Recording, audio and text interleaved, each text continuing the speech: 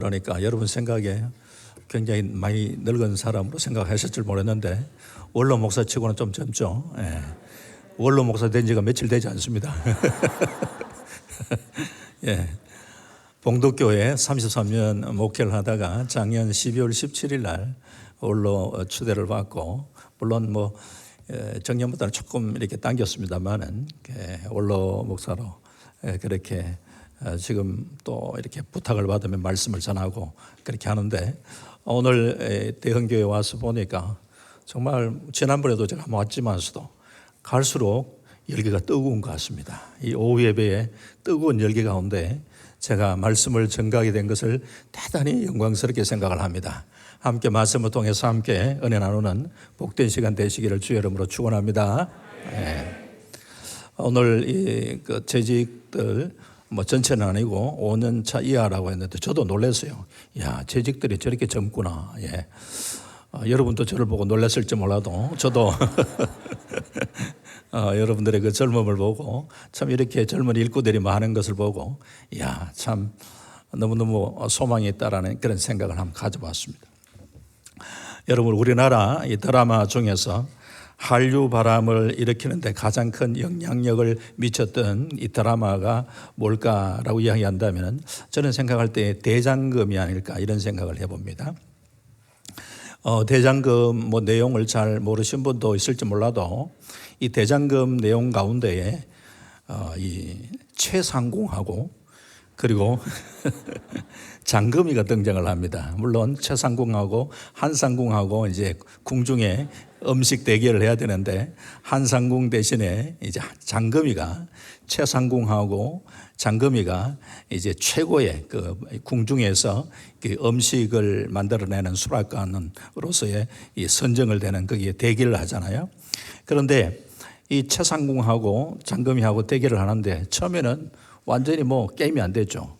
그런데 극적으로 3대3, 이제 음식이 3대3 이렇게 대결이 되었고, 마지막으로 이제 하나 후식으로 모든 것을 결정해야 되는 이런 장면이 소개가 되고 있습니다. 그런데 이 후식은 전하께 올릴 최고의 음식이 되어야 한다, 이제 이런 얘기인데요. 그런데 최상궁은 그때 어떤 음식을 올렸느냐 하면 후식으로 섭산삼, 섭삼삼은 더덕을 좀 빻아가지고 거기에다가 찹쌀을 약간 입혀가지고 튀겨놓은 그 후식을 내놨어요. 네, 섭삼산. 자, 그런데 이제 장금이가 후식을 준비를 하는데 대비가 묻습니다. 네가 준비한 최고의 음식은 무엇이냐 이렇게 묻죠. 그럴 때에 제가 준비한 최고의 음식은 산딸기 전과입니다. 산딸기 전과. 아니, 이것이 최고의 음식인 이유가 뭐냐 이렇게 물었죠. 그때에 이 장금이가 이런 얘기를 합니다. 이 산딸기는 제 어머니가 돌아가실 때에 제가 마지막으로 먹여드린 음식이옵니다. 다치신 채 아무것도 드시지 못한 어머니가 너무나 걱정이 되어 산딸기를 따와 혹 편찮으신 어머니가 드시지 못할까 봐 씹어서 어머니 입에 넣어드렸습니다.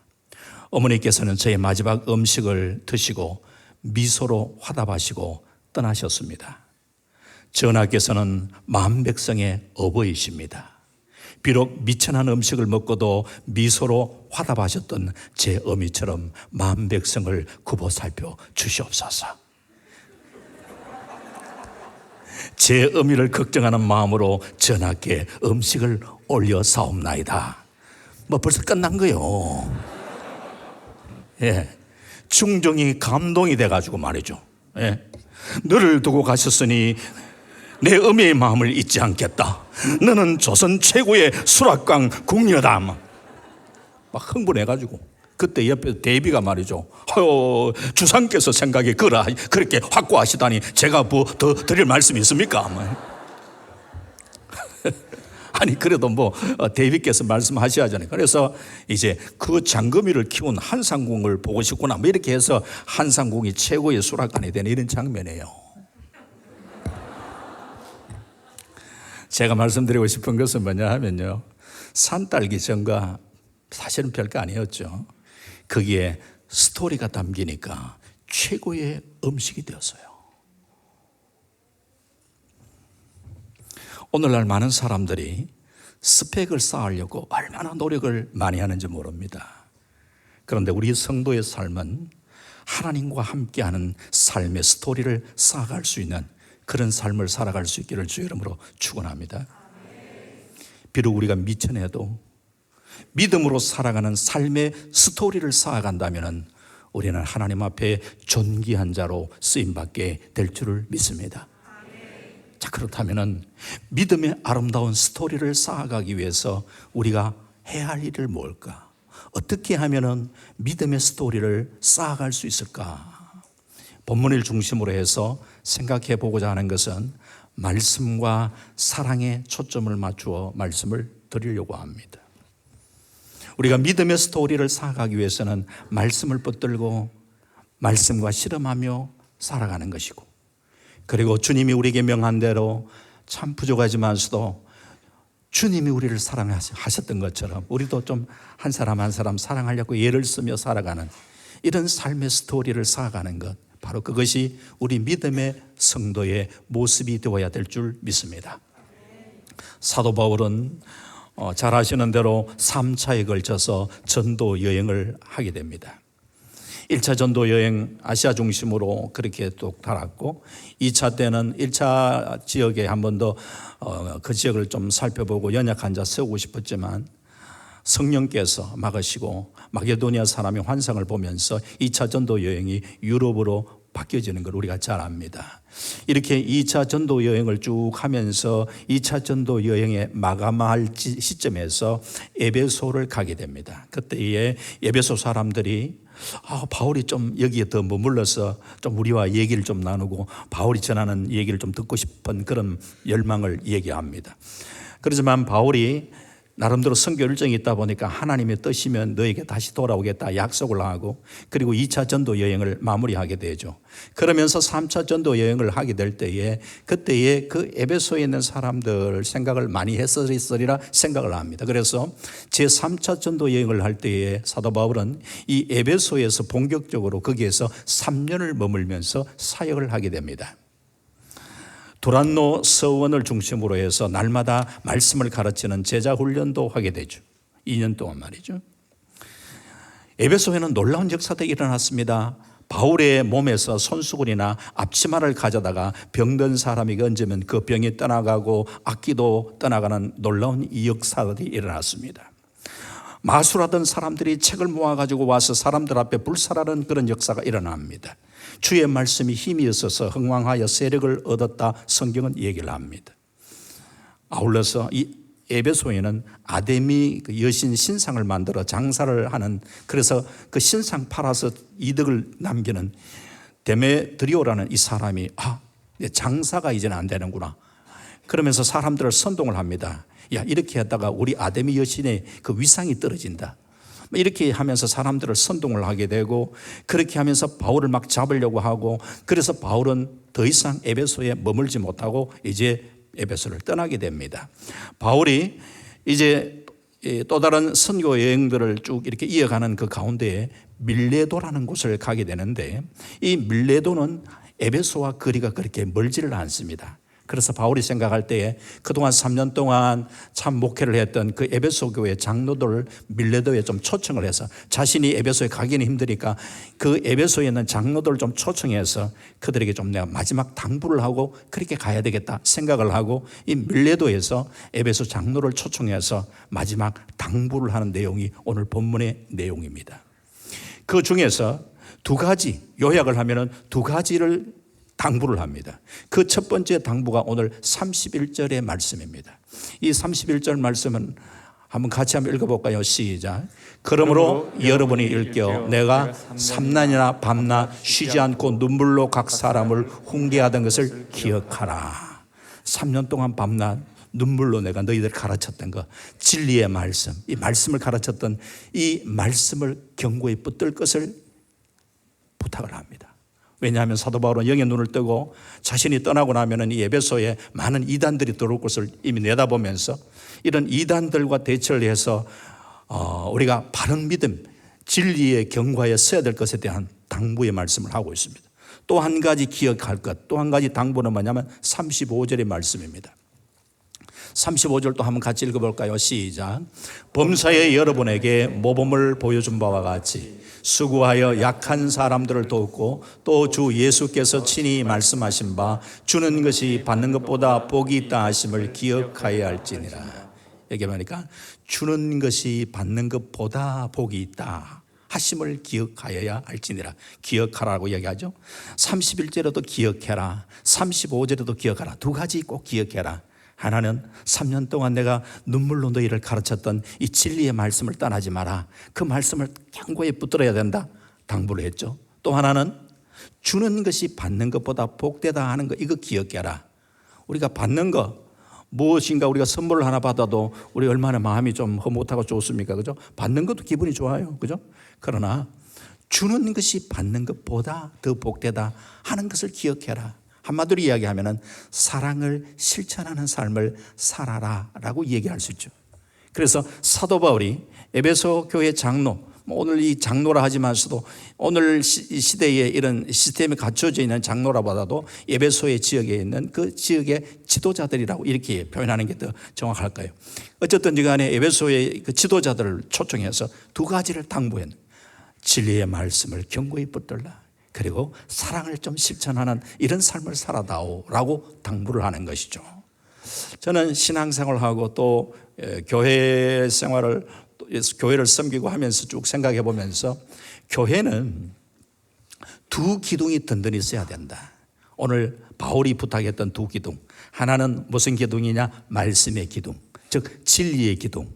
그런데 말씀의 기둥, 진리의 기둥, 이거 하나만 가지고 되는 게 아니고 또 하나의 기둥이 받쳐줘야 되는데 바로 이것이 사랑의 기둥이라 생각을 합니다. 이 두 기둥이 든든히 설 때에 아름다운 교회가 세워 나갈 수 있는 줄 믿습니다. 우리는 참 보수주의 교회에서 우리가 말씀을 받고 신앙생활을 하고 있잖아요.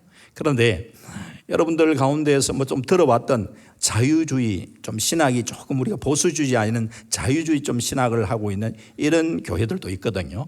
자, 그러면은 복잡하게 생각을 할 것도 없고, 보수주의 교회들의 모습을 보면은 말씀, 진리의 말씀에 우리가 견고히 써야 된다 많이 강조를 해요.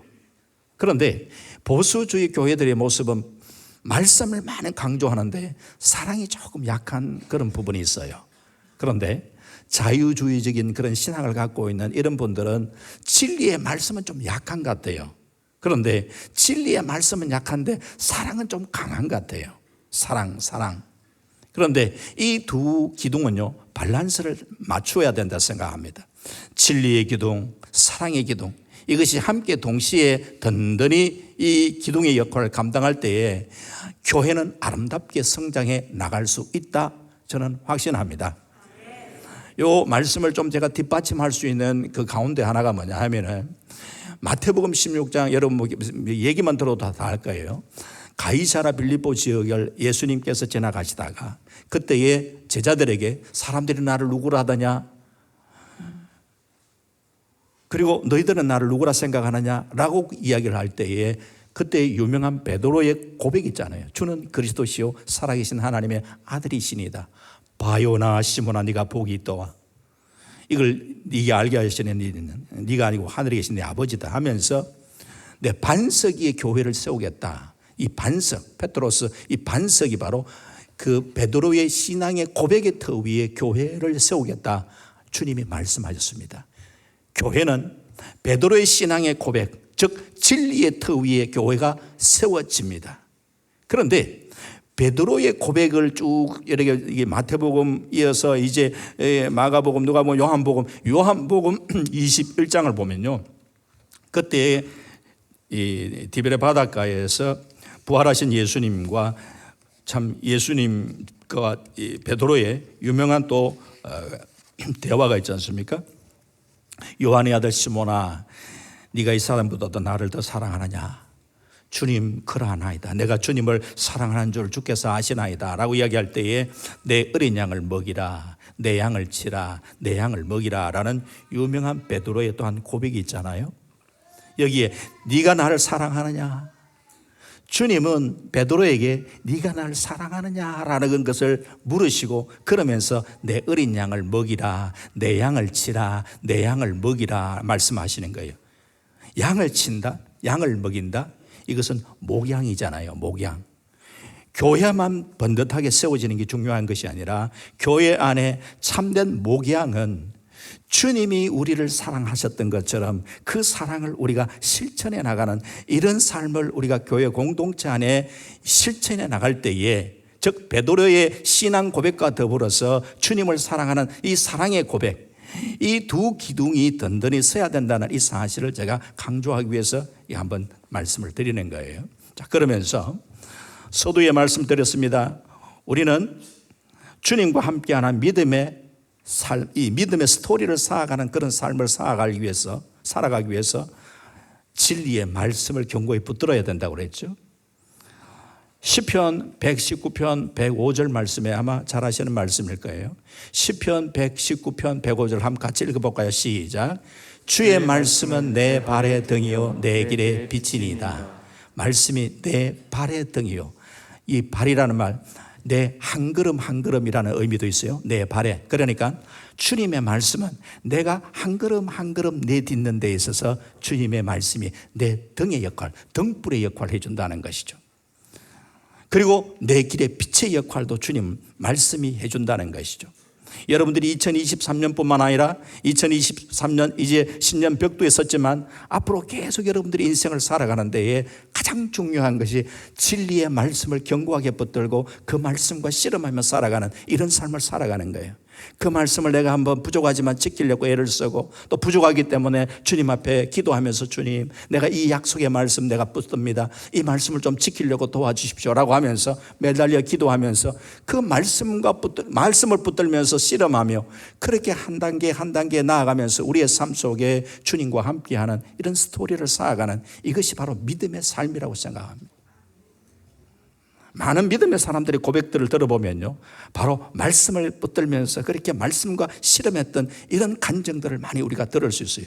여러분들도 바로 그런 말씀을 붙들면서 함께 주님과 함께 했던 이 삶의 스토리를 쌓아가는 이런 삶으로 우리는 살아갈 수 있어야 되는 거예요. 근데 오늘 제가 이제 두 가지를 이야기하는데 그 중에서 사실은 조금 더 초점 맞추고 싶은 것은 사랑 쪽에 조금 초점 맞추는 거예요. 시간도 뭐 그렇고 하는, 또 이렇게 이 대형교회는 말씀을 가지고 계속해서 말씀으로 먹어왔고 이렇게 하기 때문에 오늘에서는 조금 이제 사랑 쪽으로 조금 이렇게 이제 초점 맞춰서 말씀을 드리려고 하는. 주는 것이 받는 것보다 복되다. 사랑을 실천하는 그런 삶 살아가는 것. 우리는 참 사랑해야 된다는 거 너무너무 많이 우리는 들어봤잖아요. 그런데 참 그것을 실천하는 게 그게 참 부족하는 걸 저랑 여러분들이 같이 느끼는데, 먼저 그러면은 우리가 사랑을 좀 실천하기 위해서 어떻게 해야 될까를 한번 생각해 봤어요. 저는 그러기 위해서 우리가 첫 번째 해야 되는 것은 사람에 대한 좀 편견을 우리가 내려놓을 필요가 있다 생각합니다. 사람에 대한 편견을 내려놓는다. 제 이야기를 한번 좀 할까 싶습니다. 제가 이제 목회는 내려놓았지만서도 제가 2001년도에 첫 안식년을 제가 가졌어요. 안식년을 가지면서 그때에 교회에 부탁을 했습니다. 왜냐하면 제가 안식년 그 전에 돌아가신 그 하용조 목사님 교회에서 성령 축제 집회가 있었을 때 제가 한번 참여했을 때에 그 하용조 목사님이 그런 말씀하셨어요. 하용조 목사님이 첫 번째 이제 개척을 하시면서 첫 번째 텀 사역을 하실 때에 제자훈련 사역을 하는데 하나님의 놀라운 기름 부으심 은혜가 있어서 참 놀라운 역사들이 일어났다. 그런데 안식년을 맞이하면서 1년 동안 하와이에 갔다가 거기에서 성령에 대해서 다시 한번 새로운 눈을 뜨게 되고, 그러면서 2기 사역을 할 때에는 제자훈련과 더불어서 성령 사역을 곁들였는데 놀라운 폭발적인 역사가 일어났다. 이렇게 얘기하는 말씀을 제가 듣게 되었어요. 그래서 하와이에 도대체 뭐가 있기에 성령의 그 훌륭한 목사님이 또 성령의 새로운 눈을 뜨게 되었을까? 이렇게 이제 궁금했는데 나중에 알고 보니까 이 하와이에 보니까 예수 전도단 본부가 있더라고요. 네, 거기에서 DTS라는 그 예수 저자 훈련학교가 있고 하는데 어쨌든 간에 그런 영향을 받았던 이 사실을 제가 좀 알게 되면서 내가 안식년이 되면은 하와이에 가서 그 훈련을 좀 받았으면 좋겠다 이 생각을 하고 그 장로님께 부탁을 했죠. 당에 부탁을 하고 사실 다른 필요 없습니다. 6개월 동안 제가 시간만 좀 주시면은 제가 훈련을 좀 받고 오겠습니다 라고 했는데 장로님들이 좀 고민이 되셨어요. 이 담임 목사가 6개월 동안 자리를 빈다 그러니까. 예. 그런데 고민을 하시다가 그러면서 목사님께서 훈련을 받으신다는데 저희들이 밀어드려야죠. 이렇게 최종 결정을 하고 그래서 가족들이 하와이에 가가지고 그렇게 이제 훈련을 받게 되었어요. 그런데 훈련을 받으면서 일반 DT에서 일반 예수제자 훈련학교는 목사님 따로 하는 게 아니고 목사님도 오고 일반 사람들이 다 오는 거예요. 그래서 저희들 클래스에 30여 명, 한 36명인가 한 그 정도 선에서 사람들이 왔었어요. 다양한 사람들이 왔어요. 다양한 사람들이 와서 거기에서 이제 우리가 훈련을 받게 되는데 3개월 동안은 강의예요, 강의. 그리고 2개월 동안은 전도 여행을 하고 그리고 한 주간 동안 그 이제 마무리하는 그런 기간으로 해서 한 6개월 조금 못 되는 그 기간인데요. 그런데 공동체 생활을 하고 하는 그러다 보니까 이제 서로의 이제 문제점 또 서로에 대해서 점차 좀 더 알아가고 있는데 여자 숙소에서 조금 보니까 문제가 조금씩 일어나기 시작했어요. 왜 그러냐 하니까 좀 젊은 자매가 있었는데 이 젊은 자매는 강의실에서도 조금 독특했었어요. 어떻게 독특하냐 하면은 이제 우리가 강의를 받기 위해서 강의실에 딱 있으면 강사가 있잖아요. 강사가 와서 오늘 사도행전 20장 31절을 누가 한번 읽어볼까요? 하면 언제 찾았는지 그러므로 여러분이 읽기에 내가 3년이나 반만 쉬지 않고 제일 먼저 찾아서 읽는 사람 그 자매.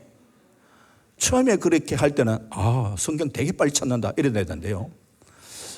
강사가 성경을 찾아가 누가 얘기만 하면 사도행전 20장 32절 그 다음에 뭐 이래. 그러니까 성경을 몇 장 얘기만 하면 제일 먼저 찾아가 읽으니까 사람들이 마음속에 처음에는 빨리 찾는다 어떻게 성경을 저렇게 빨리 찾을 수 있지 라다가 조금 마음이 어렵게지기 시작하네. 그러면서 생각이 별종이다. 별종이 왔구나. 사실 저의 마음속에도 별종이 왔구나. 그렇게 생각했어요. 예. 그런데 자매 숙소에는 왜 문제가 발생되냐 하면요. DTS 훈련이 굉장히 힘들어요. 새벽 일찍 일어나서 묵상하고 그리고 또 중보 기도하고 그리고 또 2시간 동안 또 의무적으로 또 잡이 있어가지고 섬기고 이렇게 하다 보니까 밤중까지요 피곤하거든요.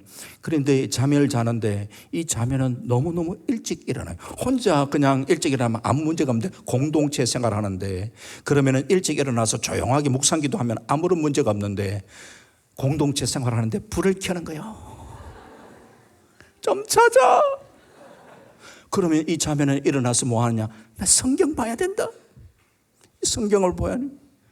좀 찾아.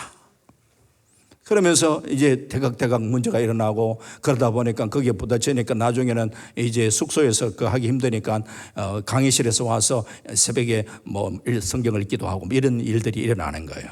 자, 이렇게 저 자매 때문에 사람들이 조금 힘들어하는 것을 느끼게 되는데 문제는 뭐냐 하면은 3개월 뒤에는 전도 여행을 하게 되는데 전도 여행지를 내 지역, 내 나라를 선정하고 예수전도단에서는 하나님 앞에 기도하면서 주님이 어떤 마음을 주시는지 좀 기도를 해보시면서 결정하십시오. 그 나름대로 하나님 앞에 하나님 제가 어떤 나라를 가면 좋겠습니까? 이렇게 기도도 하죠.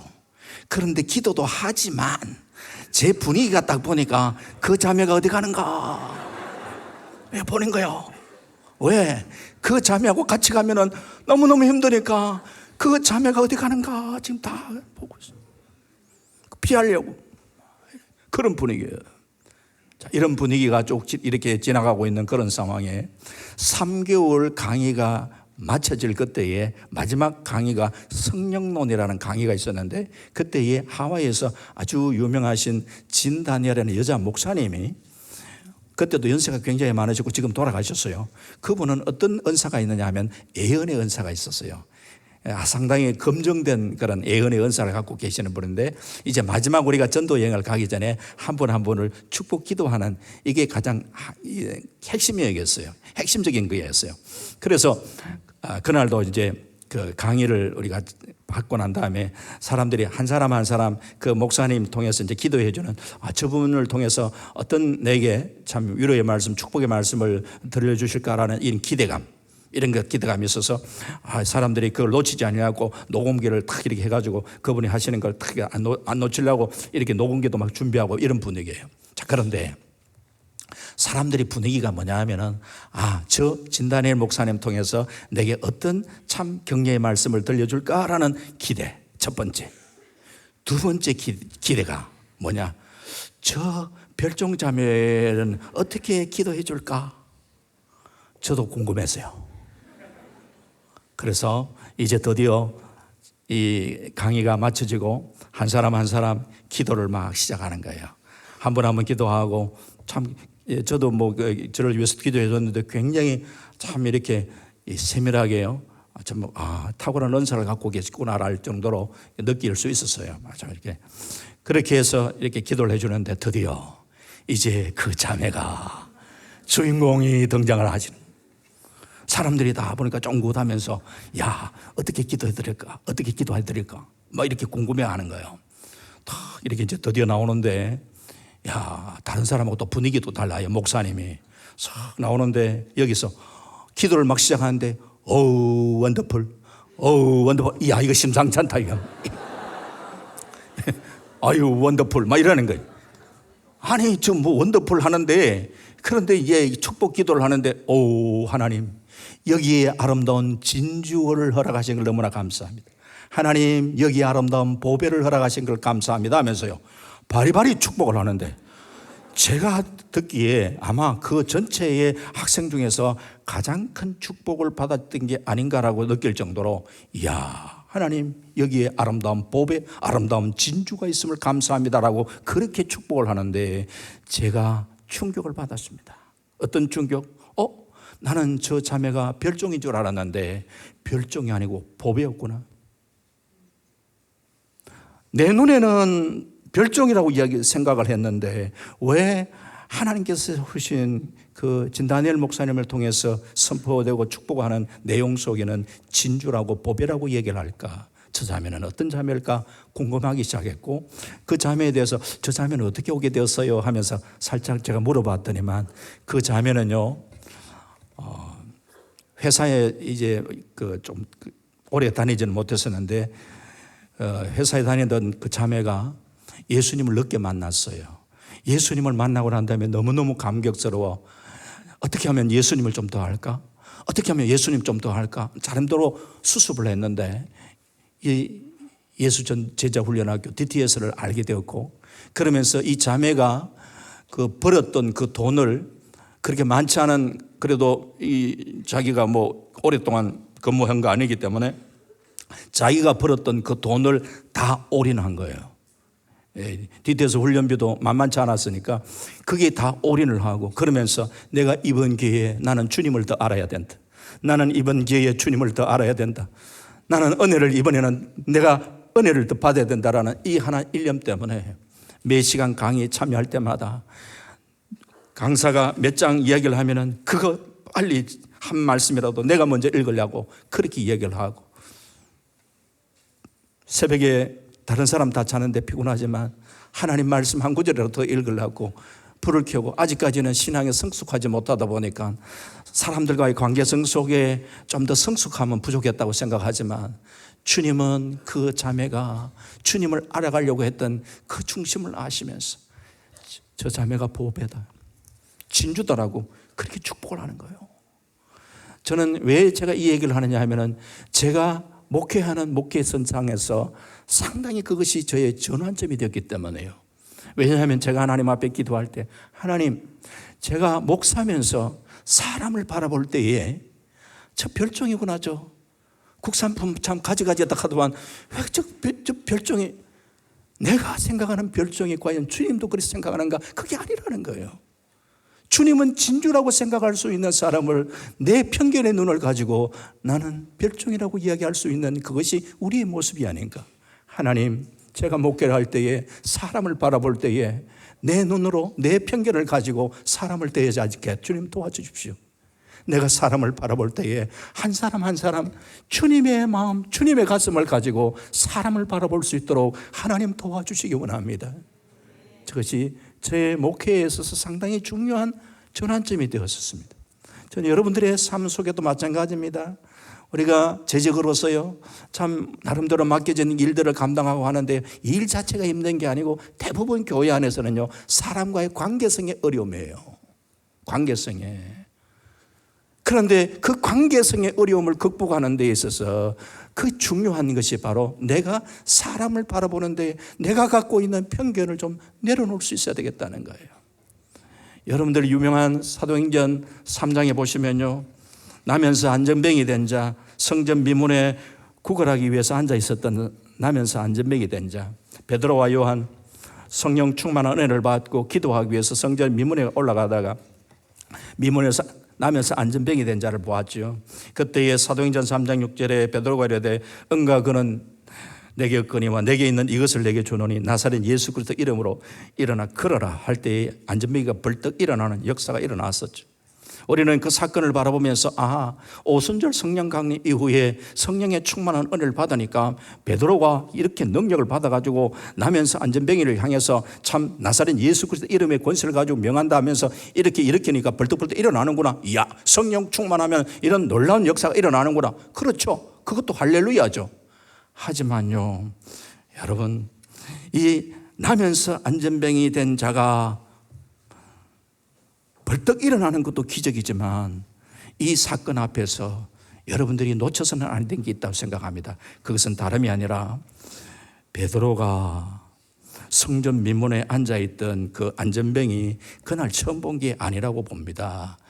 유대인들요, 그들이 뭐 성령 충만하든지 안 하든지 일반적으로 경건한 사람들은 성전 하루 3번씩 오고 기도하고, 그게 성전에 올라가지 못하면 성전을 바라보면서도 기도하고 습관화되었던 사람. 그렇다면은 이 베드로와 요한 그때에 처음 본 게 아니고 나면서 안전병이라면요, 과거에도 많이 봤던 사람일 거예요. 충분하게. 자, 그러면은 과거에 그 안전병이를 봤을 때 어떻을까? 자기에게 돈 좀 있으면요, 뭐 그냥 뭐 적선의 대상으로 봤겠죠. 그러나 성령 충만하고 난 다음에 기도하기 위해서 올라가다가 나면서 안전병이 된 자를 보았을 때에 내가 돈 있으면 줘야 되는 적선의 대상으로 본 것이 아니라 내가 만난 예수 그리스도, 내 안에 계신 예수 그리스도, 저 사람도 만나서 저 사람도 하나님을 찬양하고 영광 돌려드려야 될 하나님의 백성 될 수 있음에 대한 사람을 보는 눈이 바뀌었다는 거예요. 우리는 사람을 보는 눈이 바뀌어지는 은혜가 있기를 주 이름으로 축원합니다. 나면서 안전병이 된 자를 벌떡벌떡 일으키는 것도 기적이지만 한 사람 한 사람을 바라볼 때에 주님의 시각으로 바라볼 수 있는 그 마음을 가지는 이것이 놀라운 은혜입니다. 성경을 보다 보면은 제사 제도에 대한 얘기도 있고 그 제사를 집례하는 제사장에 대한 얘기도 소개하고 있는데, 특히 제사장 가운데 대제사장은 어복부터가 특별히 다르죠. 출애굽기 28장 9절 말씀을 보면은요, 제사장이 대제사장을 이야기하고 있죠. 출애굽기 28장 9절, 제가 이렇게 이야기하는 것은 띄워주길 원하는데 아직 안 뜨네요. 떴습니다. 자, 한번 같이 읽어볼까요? 시작. 호마노 2개를 가져다가 그 위에 이스라엘 아들들의 이름을 새기되, 이건 무슨 말인가 하면은 대제사장의 어깨에 호마노 보석을 이야기하고 있죠. 호마노 보석 2개를 다 이렇게 얹어놓고 거기에는 이스라엘 아들들, 이스라엘 지파의 이름들을 6개씩 새겨가지고 이스라엘 12지파를 이렇게 보석에 새기도록 되어 있어요. 그러면서 28장 21절을 또 한번 볼까요? 같이 볼까요? 시작. 이 보석들은 이스라엘 아들들의 이름대로 12이라 보석마다 12지파에 한 이름씩 도장을 새기는 법으로 새기고 대제사장의 가슴에 흉패에 12보석이 새겨져 있다는 얘기예요. 그런데 그 12보석이 12지파의 이름을 하나하나 12지파로 이름을 새기도록 되어 있다는 거예요. 이게 무슨 의미일까? 제사장은 이스라엘 백성들 그 12지파들을 참 그의 어깨에 메고, 그리고 그 12지파를 가슴에 품고, 그러면서 하나님 보좌 앞에 나아가 하나님 이들을 축복해 주시기 원합니다 하면서 그들을 축복해 줄 수 있는 마인드를 가진 사람이 제사장이구나. 그러면 진짜 이스라엘 백성들이 보화냐 보석이냐 보배냐? 아니에요. 그 사람들도 별종 이상이에요. 얼마나 불평만 많이 하고 원망 많이 하는 이스라엘 백성들인데, 그렇게 원망하고 불평 많이 하는 이스라엘 백성들이지만 제사장의 마인드를 갖는다는 것은 그 이스라엘 백성들을 가슴에 보석처럼 가슴에 간직하고 어깨에 그 사람들을 보석으로 여기며 그들을 짊어지고, 그리고 보좌 앞에 나와 그들을 위하여 하나님 이들을 주님 축복해 주시기 원합니다 하면서 축복해 줄 수 있는 사람이 제사장인 줄 믿습니다. 그런데 저와 여러분의 부르심이 뭐냐? 베드로전서 2장 9절 말씀을 보면 이런 말씀이 있죠. 베드로전서 2장 9절에 같이 시작. 그러나 너희는 택하신 족속이요 왕같은 제사장들이요 거룩한 나라요 그의 소유가 된 백성이니 이는 너희를 어두운 데서 불러내어 그의 기이한 빛에 들게 하시니 아름다운 덕을 선포하게 하려 하심이라. 아멘. 여기 우리는 왕같은 제사장이라, 저와 여러분들의 부르심이 왕같은 제사장의 부르심이라고 얘기를 합니다. 자, 그렇다면 하나님, 여러분들 또 기도의 훈련도 많이 받고 그러셨을 텐데 좀 여러 가지 관계성 속에 힘들고 하는 이 사람들을 가슴에 품고 주님 앞에 나와 그들을 위해서 기도해 줄 수 있는 그런 성숙한 믿음의 삶을 살아갈 수 있기를 주의 이름으로 축원합니다. 이처럼 사도 바울이 이제 다시 한번 정리를 하면은 두 가지를 기억해라. 하나님의 말씀을 견고하게 붙들라. 사랑을 실천하는 삶을 살아라. 이렇게 당부했는데 과연 에베소 교회는 어떻게 됐을까? 바울은 복음을 전거하다가 그 후에 로마 옥중에 갇히게 됩니다. 로마 옥에 갇혀가지고 에베소 교회 소식을 접하게 되는데 에베소 교회 소식을 듣고 편지를 쓰는데 그 에베소서 1장 15절과 16절에는 이렇게 얘기를 하고 있습니다. 같이 또 한번 읽어봅니다. 시작. 이로 말미암아 주 예수 안에서 너의 믿음과 모든 성도를 향한 사랑을 나도 듣고 내가 기도할 때 기억하며 너희로 말미암아 감사하기를 그치지 아니하고. 무엇에 대해서 기도했느냐 하면, 그러니까 감사했느냐 하면은 좀 전에 읽었던 15절에 보면은 너의 믿음과 그리고 모든 성도를 향한 사랑을 나도 듣고, 믿음과 사랑을 들었다 그랬어요. 자, 그러면은 믿음은 어디에서 나는가? 로마서 10장 17절 말씀에, 로마서 10장 17절 시작. 그러므로 믿음은 들음에서 나며 들음은 그리스도의 말씀으로 말미암느니라. 믿음은 어디에 있어요? 들음으로 나오고 들음은 그리스도의 말씀으로 말미암느니라. 자, 그렇다면 에베소 교회가 믿음이 있다는 것은 말씀을 견고하게 붙들었다는 거잖아요. 자, 그렇다면 바울이 에베소 교회의 지도자들에게 그렇게 두 가지 당부했는데, 말씀과 사랑을 붙들어라, 꼭 기억해라 라고 했는데, 로마 옥중에서 에베소 교회가 그렇게 실천하고 있는 모습을 듣고 너무너무 감사해서 하나님 앞에 감사함. 그런데 이렇게 에베소 교회가 바울이 부탁했던 그 두 가지를 기억하고 실천해 왔던 에베소 교회가 세월이 흘러갑니다. 한 세대가 지나갑니다. 사도 요한이 복음을 전거하다가 반모라는 섬에 유배가 되어가지고 거기에서 주의 날에 하늘문이 활짝 열리며 하늘 계시를 바라볼 때에 그때에 소아시아 7교회를 향하는 편지를 쓰게 됐는데, 그때에 한 세대가 훌쩍 지나가 버린 그때의 에베소 교회의 모습은 과연 어떠한가? 에베소서 2장 2절부터 4절까지만 같이 한번 마지막으로 봅니다. 계시록 2장 2절에서 4절까지 시작. 내가 내 행위와 수고와 내 인내를 알고 또 악한 자들 용납하지 아니한 것과 자칭 사도라 하되 아닌 자들을 시험하여 그의 거짓된 것을 네가 드러낸 것과 또 내가 참고 내 이름을 위하여 견디고 게으르지 아니하는 것을 아노라. 그러나 너를 책망할 것이냐니 너의 처음 사랑을 버렸느니라. 다시 말하면은 에베소 교회가 이단들을 물리치고 진리의 말씀은 견고하게 붙들었던 거, 그거 잘했다 칭찬하고 있어요. 그런데 너의 처음 사랑을 버렸구나 하면서 안타까운 마음으로 책망을 하고 있는 에베소 교회의 모습을 우리는 바라보는 거죠.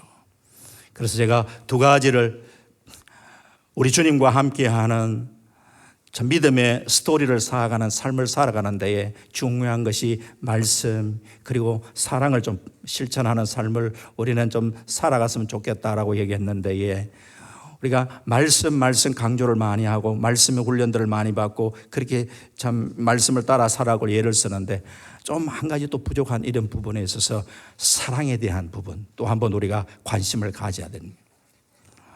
교회에 나름대로 논리적인 사람도 좀 필요하고, 회장하면서 이러면 안 되고 저러면 안 되고 하는 이런 논리적인 사람도 좀 필요하겠지만, 참 교회 생활을 해보니까 좀 덜 논리적이라도 더 사랑을 실천하는 사람이 많았으면 좋겠다라 하는 생각이 있습니다. 조금 덜 논리적이라도 내가 사랑을 실천하는 그런 삶을 살아가는 삶. 특별히 교회 안에는 중직자들이 또 있잖아요. 저는 교회의 중직자들, 오늘은 재직들도 계시고 또 중직자들도 계시는데, 이 중직자들은 한 역할은 다름이 아니라 사랑의 큰 울타리 역할을 하시면 좋겠다 생각합니다. 많은 새가족들이 들어와서 이렇게 저렇게 훈련받고 하는 과정 속에는 아직까지 미숙한 부분이 많아요. 이것을 다 품고 용납해주는 큰 사랑의 울타리 역할을 해줄 수 있다 하면은 그 교회는 아름답게 성숙해 나갈 수 있어요. 오래전의 일입니다. 지금 같으면 별로 문제도 안 될 텐데, 오래전의 일이다 보니까 교회에 보니까 예배 시간에 어떤 젊은 청년이 모자를 쓰고 예배를 이렇게, 모자 쓰고 뭐 요즘 뭐 예배 드리고 하는 그게 별로 그거 가지고 얘기할 사람 별로 없잖아요. 그런데 이제 우리 교회에 연세 드신 장로님들의 눈에는 이 젊은 청년들이 앉아가지고 모자 쓰고 이렇게 예배 드리는 모습이 좀 걸렸던 모양이죠. 그래서 예배를 드리고 난 다음에 이제 저한테 부탁을 하는 거예요. 목사님 예배 시간에 보니까 청년들이 모자 쓰고 이렇게 예배 드리는 청년이 있던데 목사님이 좀 한 말씀 해주시면 안 되겠습니까? 이렇게 얘기를 한 거예요. 아니 모자 쓰고 와서라도 예배 드리는 게 얼마나 기특한데 그걸 또 내보고 이야기를 하라고. 네. 그럼 아이고 그냥 얼마나 그 모자 쓰고 와서라도 그 예배 드리면 참 기특하죠. 이렇게 얘기를 하긴 하고, 그러고 난 다음에 이제 내려와가지고 이 청년이 이제 마침 이렇게 예배를 드리고 내려올 때에 이 청년을 불렀어요. 야, 한번 와라. 야, 이거 모자 멋있다, 야. 멋있다, 칭찬해. 야, 멋있다, 야. 너 혹시 모자 쓰는 뭐 특별한 이유는 있냐? 그러니까 머리에서 긁으면서, 눈 나쁘면 안경 쓰고 머리 나쁘면 모자 쓰는 거잖아요.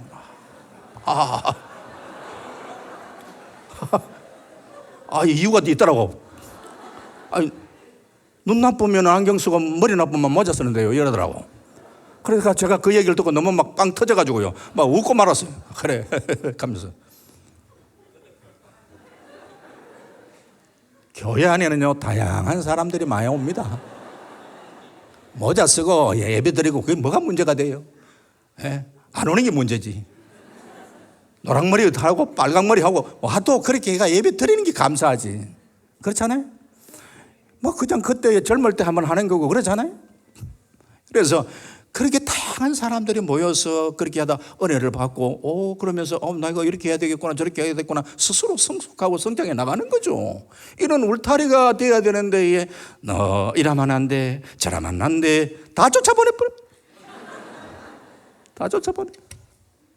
대형교회는 중직자들은 사랑의 울타리가 되어지고 우리 재직들 참 이 한 해 새롭게 출발하잖아요. 출발하다가 하반기쯤 되고 이제 조금 이제 연말쯤 되면 아이고 목사님 네 오늘 내는 올해까지 하고 그만두겠습니다라고 이야기해. 그만둘 때 그만두더라도 할 때까지는 여러분들이 최선을 다하셔야지. 그렇잖아요. 최선을 다하고 그러고 난 다음에 그만둘 때 그만두더라도. 그런데 그만두기 전에 벌써 그냥 뭐 이렇게 하는 그게 아니에요. 원래 새롭게 출발하실 때에 맡겨진 귀한 직분 끝까지 최선을 다하고 충성을 다할 수 있기를 주의 이름으로 축원합니다. 말씀을 정리하겠습니다. 우리 주님과 함께 스토리를 쌓아가는, 믿음의 스토리를 쌓아가는 그런 삶을 살아가야 되는데 매일매일 여러분 큐티도 하시고 또 때로는 새벽을 깨우시고 그러면서 말씀을 붙들면서 한 걸음 한 걸음 이 안에 주님과 아름다운 동행의 삶을 펼쳐갈 수 있기를 바랍니다. 기도하시면서 맡겨진 일에 최선을 다하시기를 주의 이름으로 축원합니다. 주의를 하는데 관계의 어려움들이 일어날 때 하나님 아버지의 마음을 좀 가지며 사람을 바라볼 수 있도록 주님 도와주십시오. 아버지의 마음을 가지고 좀 용납하고 긍휼히 여기는 마음을 가지면서 그렇게 섬길 수 있도록 하나님 도와주시기를 원합니다. 우리가 누구 사람을 대할 때 오죽했으면 내게 그런 말 했겠나, 그런 말 할 수밖에 없는 걸 보니 참 안 됐다라는 이런 긍휼의 마음, 용납의 마음만 가질 수 있다면요 대부분 문제는 다 해결될 수 있다고 저는 생각을 합니다. 사랑하는 우리 성도님, 주의 말씀을 견고하게 붙들고 주님을 사랑하기 때문에 주님을 사랑하는 그 사랑으로 한 사람 한 사람 주변의 사람 사랑하시면서 주님의 몸된 교회를 뜨겁게 사랑하시고 이 한해 주님과 함께하는 믿음의 아름다운 삶의 스토리를 쌓아가는 복된 한 해가 되시기를 주의 이름으로 축원합니다. 아멘. 하나님 감사